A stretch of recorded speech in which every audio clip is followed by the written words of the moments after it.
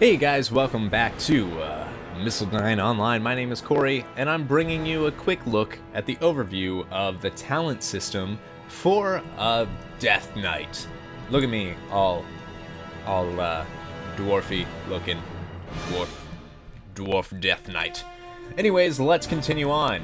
Now, real quick, if you go to the spells and abilities, they have a new tab here for you that you can easily look at that says what has changed. Number 1, talents. Many old talents have become specialization spells. That is true. Presences. Presents have changed. Frost Presence now doubles runic power generation. Runic power generation increased by 100%. That is some cool stuff going on there. That's definitely going to help some guys going on. Blood. Stamina increased by 8%. Threat generation significantly increased. Other than that, it's what it looks like in live. Unholy, what it looks like on live. So let's go into Frost Presence, whatever, not a big deal. Core abilities. As Frost, you get Plague Strike, Howling Blast, Obliterate, and Frost Strike. Pretty much the same, just like you would think. What's weird, though, is Icy Touch isn't on there.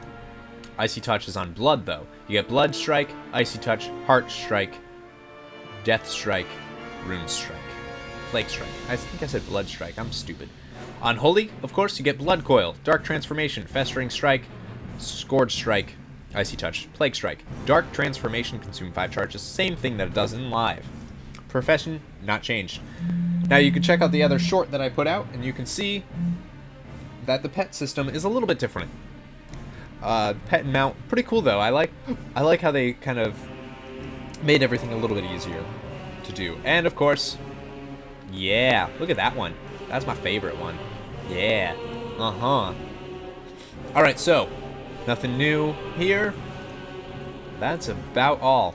Alright, guys, have a good one. No, I'm totally kidding. Let's look at the talents for a Death Knight. Now, unlike everything else that's just like 15, 30, 45, 60, 75, 90, you get it 56, 57, 58, 60, 75, 90. Makes sense. Alright, let's look at our first talents. Roiling Blood. Your Blood Boil ability now also triggers Pestilence if it strikes a diseased target. I love that. That's cool. No, I mean, with Outbreak, you don't really need it, but being able to Pestilence, and then Pestilence giving the everything does a little bit more damage. Pretty cool. Plague Leech. Draw forth the infection from an enemy, consuming your Blood Plague and Frost Fever diseases on the target to activate a random fully depleted rune as a death rune. That's cool, only if the target is right about to die. You know what I mean? Only if the target's right about to die. I don't see why you'd do that while fighting, you know? Let's see, Unholy Blight. Surrounds the Death Knight with a vile swarm of unholy insects for 10 seconds, stinging all enemies within 10 yards. Let's see that. That's cool. And it infects people with... Look at that. Oh, man. If I never... That's cool no matter what you are, guys. That is an awesome... No longer do you need Outbreak. That gives them Blood Plague and Frost Fever.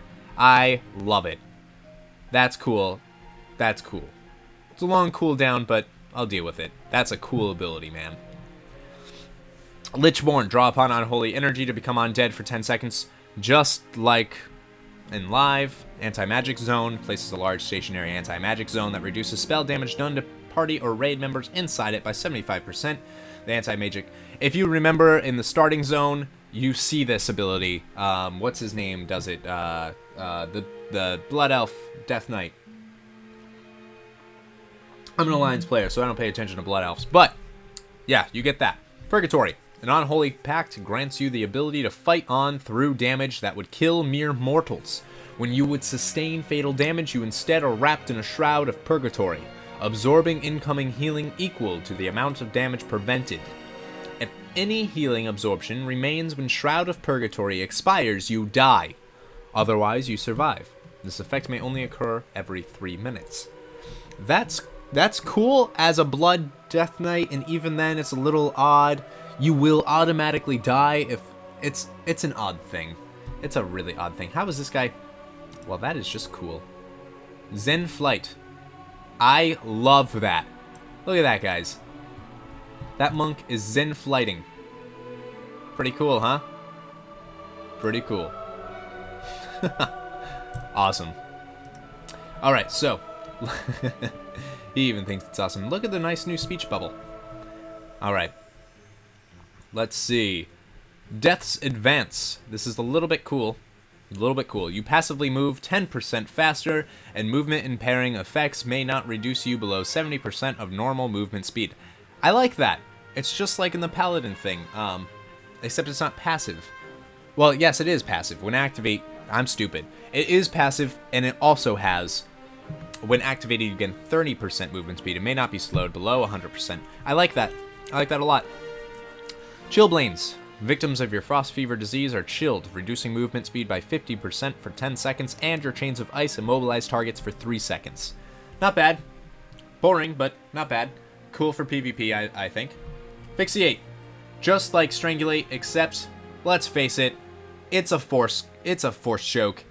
We are freaking Sithing all over the place. That's right. We become Dark Siths. Dark Lords of the dark side of the Force. Asphyxiate lifts an enemy target off the ground and crushes their throat with dark energy, stunning them for 5 seconds. Functions as a silence if the target is immune to stuns. I am going to pick this talent just simply because it is awesome. I don't even care what it does. I want to be able to choke slam people without ever touching them. I want to use the Force. That is a thing that I want to do, and I will do it. Moving on. Conversion. Continuously converts runic power to health, restoring 3% of maximum health every 1 second. Only base runic power generation from spending runes may occur while conversion. This effect lasts until cancelled or runic power is exhausted. That's a pretty cool thing for tanks, although if we're runic power starved, it might be a bad thing. We'll have to see. That would have to be something that would actually have to be tested out, so we'll see about that. Death Siphon. I like this one a lot more. Deal 10,570 Shadow Frost damage to an enemy, healing the Death Knight for 100% of damage health. Instant. Every death rune you have, you can use that. But, you know, we have a couple death runes. Might not be bad. I like that. Death Pact, drain vitality from an undead minion. This, it changes though. Normally, in live, you sacrifice your minion. In this, it's a 2-minute cooldown. You drain vitality from an undead minion, healing the Death Knight for 50% of his maximum health and causing the minion to suffer damage equal to 50% of its maximum health. So it doesn't kill it. It doesn't kill it. I like that. That's pretty cool. Moving on to level 75 talents. Blood Tap. Each damaging Death Coil, Frost Strike, or Rune Strike generates 2 blood charges, up to a maximum of 12 charges. Blood Tap consumes 5 bloody charges to activate a random fully depleted rune as a death rune. Okay. Kind of like what we have now, a little bit different. Is what I have to say to that. Each damaging Death Coil, Frost Strike, or Rune Strike generates 2 blood charges. It's cool as long as we have, we will have, I don't know, I think it'll be cool. We'll have plenty of chances for blood tap. So, Runic Empowerment. When you land a damaging Death Coil, Frost Strike, or Rune Strike, you have a 45% chance to activate a random, fully depleted rune. That is where it's at. That, I think, is the best one. 45? That's not random. It's random, but it's not random, especially in the amount that you'll be rune striking and any or frost striking or death coiling. I like that a lot. When you land a damaging, you have a 45% chance to activate Runic Corruption, increasing your rune regeneration rate by 100% for 2.31 seconds. That's cool because everything could go up real quick. But I don't know. I don't know exactly how that would go. I think Runic Corruption would be for longer fights, whereas Runic Empowerment would be for real quick fights. Which, if this was to go live today, and we weren't able to level any faster, because of the rate that we can do heroics so quickly, we would want runic empowerment. Runic corruption would just take too long to actually see any benefit, I think. Alright, and let's look at the level 90 talents. Let's hope they're not as shitty as the rogues. Let's see. Gorefiend's Grasp, 1 minute cooldown. Shadowy tendrils coil around all enemies within 20 yards of a target, pulling them to the target's location. Hostile or friendly. Everyone comes to you. You know when you're in a raid and everyone's yelling to stack and there's an idiot who's not stacking? You make them stack. That's cool. I like that one. Remorseless Winter, 1 minute cooldown. Surrounds the Death Knight with a swirling tempest of frigid air for 8 seconds, chilling enemies within 8 yards every 1 second. Each pulse reduces target's movement speed by 15% for 3 seconds, stacking up to 5 times. Upon receiving a 5th application, an enemy will be stunned for 6 seconds. Awesome for AoE.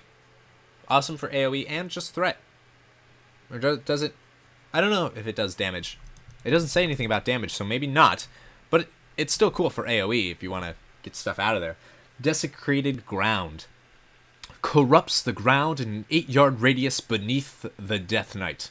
While standing in this corruption, the Death Knight is immune to effects that cause loss of control.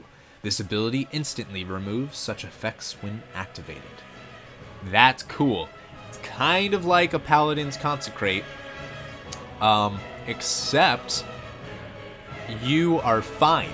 You are, yeah, it doesn't do any damage or anything, but you cannot lose control of your character. I like it for PvP, arena and whatnot. As long as you can death grip the enemy into Desecrated Ground, it shouldn't be an issue.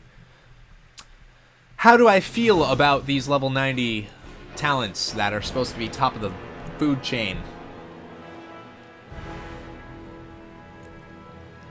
I think you get your best ability early on Holy Blight, honestly. I think Unholy Blight is going to be a Death Knight's most powerful ability. Not powerful, but best one. To be honest with you. I don't know why it's up here. I don't. It should be down here. I think Desecrated Ground and these should switch. Or Remorseless Winter and Unholy Blight. Just saying. Gorefiend's Grasp, I really like. I really like that. Especially as a tank. You throw down Death and Decay right on where you are.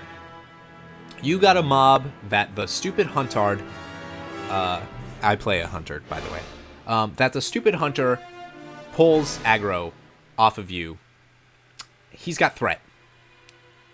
You pull that mob that's running after him right into your Blood Boil, your Heart Strike, your Insect Swarm, your Death and Decay.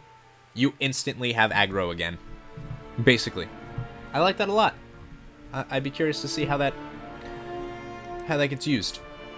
Alright, let's move on. Now we have access to every single glyph. That was a quick little view of the talent system. Let's look at the glyphs as well. Let's start with the minor glyphs because, let's be honest, they're fun. They're super fun. Army of the Dead. Your ghouls summoned by your Army of the Dead no longer taunt their target. That's great for those fights where you don't want the boss running all frick over the place. Corpse Explosion teaches you the ability Corpse Explosion. You remember that ability, right? We had it. We had it at one point. Reduces the cast time of your Death Gate spell by 60%. All quality of life. Your Death Coil refunds 20 runic power when used to heal an allied minion. Pretty cool. Val Mangeré. Causes your Army of the Dead spell to summon an assortment of undead minions. I like that. I've always wondered why it's all ghouls. Why can't we have some zombies and some... Imagine if it could summon like abominations and stuff. Bad assery is what that is. Geist. Your Raised Dead spell summons a Geist instead of a ghoul. I like that. Geists are cool looking. Horn of Winter. When used outside of combat, your Horn of Winter ability causes a brief localized snow flurry. That's funny. Path of Frost. Your Path of Frost ability allows you to fall from a greater distance without suffering damage. I like that too. Resilient Grip. When your Death Grip ability fails because its target is immune, its cooldown is reset. Your Death Grip spell no longer taunts the target. That's cool for DPS. Do not take that as a tank. You are stupid if you take that as a tank. Just saying. Alright, let's look at our major glyphs. And again, like I said in my previous videos, there is no prime glyphs. It's only major and minor. Minor are usually quality of life things, as we saw. Appearance things, stuff like that. Wait until my Druid video. Go check that out if you haven't, because that's going to be cool. That one's got a bunch of different quality of life things, including, and I can't wait to show you guys some of the new character models for the shapeshift forms. Can't wait. The Druid video is going to be spectacular. But I will show those in a different video than the town system. Okay, let's move on to the major glyphs. You didn't come here to hear about Druids. You came here to learn about Death Knights and what you guys are going to be looking at in Mist of Pandaria. Mind you, beta, all can change. Anti-magic shell causes your anti-magic shell to absorb all incoming magical damage up to the absorption limit. I like that. Your chains of ice also cause 150 frost damage with additional power depending on your attack power. That's cool, but kind of useless. I mean, it's cool if you, in PvP, chains of icing cause a little bit of damage, I guess. Not really a big deal.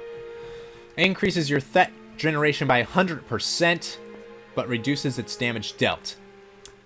If threat isn't an issue like it is right now, and live threat is not an issue, we don't need this. We won't need this at all. In fact, we would want to stay away from this. But if we find that threat generation becomes something that is a little bit harder in Mist of Pandaria, we can think about taking this. Right now, I see no reason to at all. Blood Simulacra, that word. Reduces the cooldown of Dark by 30 seconds and increases its duration by 4 seconds. Boring. I'm looking for fun stuff. Fun stuff. I want fun stuff. When you kill an enemy that yields experience or honor while in Frost or Unholy Presence, your next death strike within 15 seconds is free and will restore at least 20% of your maximum health. What? What? Huh? That's like amazing. For leveling. Imagine leveling. Wow, I want to stop leveling my Death Knight on live right now and wait until I have Dark Sucker. Holy crap. Death and Decay. Your Death and Decay also reduces the movement speed of enemies within its radius by 50%. Love it. Death Coil spell is now usable on all allies. When cast on a non-undead, it shrouds them with a protective barrier. I like that. Increases the range of your Death Grip. We have that. Your diseases are undispellable, but their damage dealt is reduced. That's only good really for PvP, but 30% is such a huge damage reduction. That's really dependent on what's going on, I think. Reduces cooldown. Also reduces its duration. Your Icy Touch dispels one helpful magic effect from the target. I like that a lot. Mind Freeze. Reduces the cooldown of your Mind Freeze ability by 2 seconds, but also raises its cost by 20 runic power. I don't like that. Only because I love having that free interrupt. That free interrupt. I don't like that it costs 20 runic power. I'm not picking that. You guys do whatever the hell you want, but I'm not. Outbreak. Your Outbreak spell no longer has a cooldown, but now costs 40 runic power. That's cool if we're not runic power starved. But again, we'd have to go into dungeons and actually see what's going on. And at level 90. 85 right now, looking at dungeons, isn't going to matter. It's level 90 that's going to matter on these things. And I don't know, because we can't hit level 90 yet, I don't know if Outbreak's going to be anything. Pestilence increases the radius of your Pestilence effect. I like that. Pillar of Frost empowers your Pillar of Frost, making you immune to all effects that cause loss of control of your character, but also freezing you in place while the ability is active. That doesn't make any sense. Never mind. I'm stupid. Thinking about that, that does make sense. Actually, in fact, there's a boss I can think of, actually, in Moradin, which doesn't matter, because you'll be too high level anyways. In Moradin, there's that Goblin Hunter or whatever guy that throws a smoke bomb, and you lose control of your character, and almost always you go into the mob, and it's bad news bears. And I can see how this would be nice, but you can't move. So what if I don't know. You retain 70% of your runic power when switching presences. I like that. But how often are you switching presences? Just out of curiosity, I can see Frost to Unholy, but if you're I can speak. If you're a tank, are you really going to leave Blood Presence that often? I don't know. Strangulate. Increases the silence duration of your Strangulate ability by 2 seconds when used on a target who is casting a spell. Unholy Command. Immediately finishes the cooldown on your Death Grip upon dealing a killing blow. Boring. I like the picture for that, though. Causes your Unholy Frenzy to no longer deal damage to the affected target. Vampiric Blood increases your bonus healing received while it is active by additional, but your... I don't know. We'd have to see how much health we have to see if that's really useful. But that's a look at the Death Knight talent changes over on the Mist of Pandaria. Look at that. PH spawning. Stupid little trolls. Stupid little trolls. Needless to say, I'll be showing you a troll. So yeah, that's just a little talent system that I wanted to show you guys. This is, of course, Pandaria, the Wayward Landing. And there you go. There you have it. There is your Death Knight talents for the Mist of Pandaria World of Warcraft expansion. Thank you, guys. See you next time. Don't forget to rate, like, comment, and subscribe. And if you like what you see, please tell people to come on over. Any little bit helps. I love that people even want to see what I got you for. What? That didn't even make sense. Anyways, thank you for joining us, and remember, never give up, never surrender.